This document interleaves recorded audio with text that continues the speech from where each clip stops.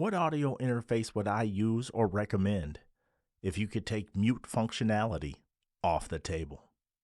Hank here for Free Podcast Tools, and I've been clamoring for years that every audio interface that's released in the streaming era of the internet should come standard with a mute button. Only a few companies have answered my wishes, and pretty much it seems like every other company simply doesn't care.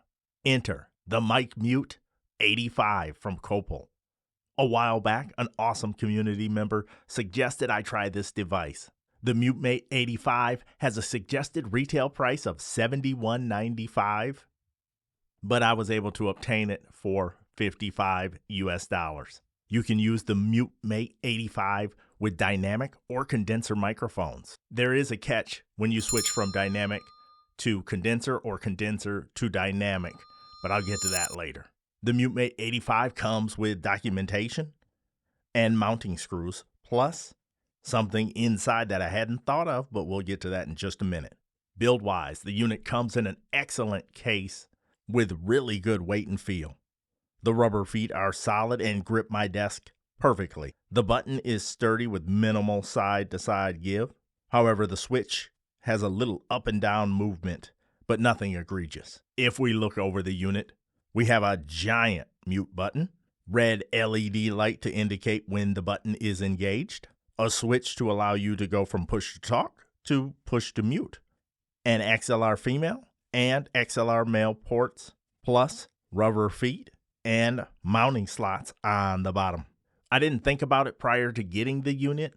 However, there is a removable battery inside. It's a CR1632 3-volt lithium battery. When you put the unit in line, you simply set the switch to push to talk or push to mute, and you're all set, with one exception of if you're going from dynamic to condenser or condenser to dynamic. I'll talk about that in just a minute. On the pros front, you have an excellent build quality.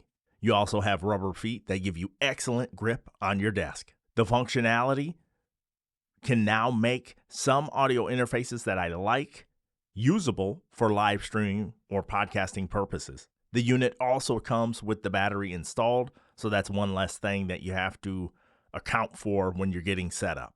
I also really like the flexibility of press to talk or press to mute, and the ability to change those preferences midstream.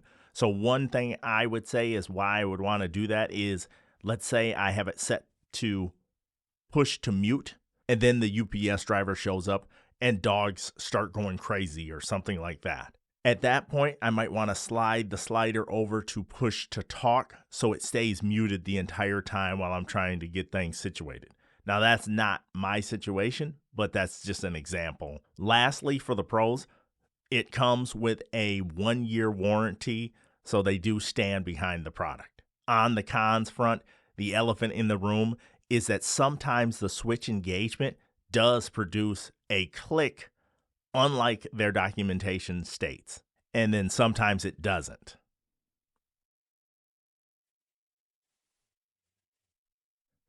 Again, could be just this particular unit, or it could be user error, but I am technically getting a click nearly every time I press the button. So I'll reach directly out to them to see if there's some issue. I've even tried their dynamic to condenser, condenser to dynamic that's supposed to dissipate phantom power if you're switching between microphones and stuff.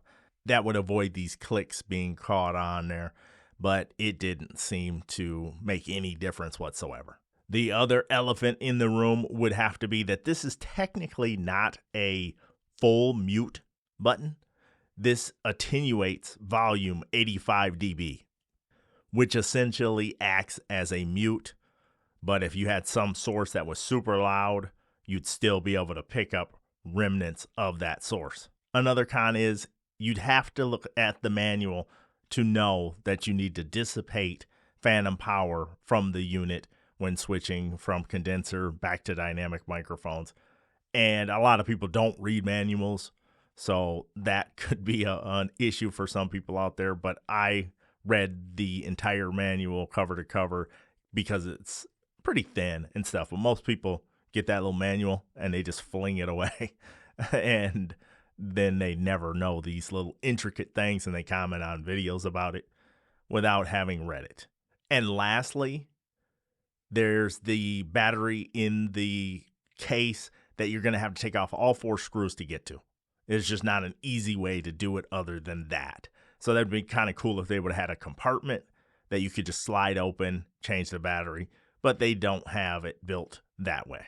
Overall, I don't believe the unit is totally unusable with that mild click on there, especially in live stream environments. I don't know how many live streams you watch or have participated in, but in most live streams I participate in, there are 4 or more people. There's extraneous noise going on everywhere. A mild click like this is going to be the absolute least of your concerns. So I don't know if, if you're picking these up,